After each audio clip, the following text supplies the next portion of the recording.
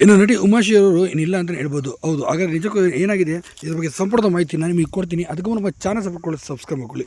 ಹೌದು, ನಟಿ ಉಮಾಶ್ರೀ ಅವರು ಕನ್ನಡ ಚಿತ್ರರಂಗ ಕಂಡ ಅದ್ಭುತವಾದ ನಟಿ ಅಂತ ಹೇಳ್ಬೋದು. ಇನ್ನು ಪುಟ್ಟಕ್ಕನ ಮಕ್ಕಳ ಸೀರಿಯಲ್ನಲ್ಲಿ ಇವ್ರದ್ದಾದಂಥ ಪಾತ್ರಕ್ಕೆ ಅತಿ ದೊಡ್ಡ ಮಹತ್ವ ಕೂಡ ಇದೆ ಅಂತಲೂ ಸಹ ಹೇಳ್ಬೋದು.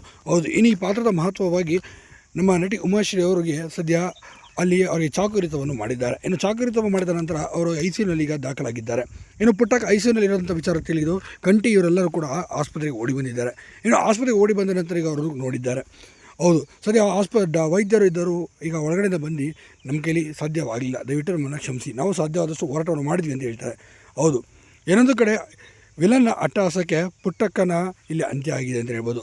ಇನ್ನೊಂದು ಕೆಲವೊಂದು ಜನ ಈಗ ಕಂಟಿ ಮತ್ತು ಸ್ನೇಹ ಮದುವೆ ಆದ ನಂತರ ಈಗ ಈ ಸೀರಿಯಲ್ನ ಮುಕ್ತಾಯ ಕೂಡ ಮಾಡಲಿದ್ದಾರೆ ಅಂತ ಹೇಳಲಾಗ್ತಾಯಿದೆ.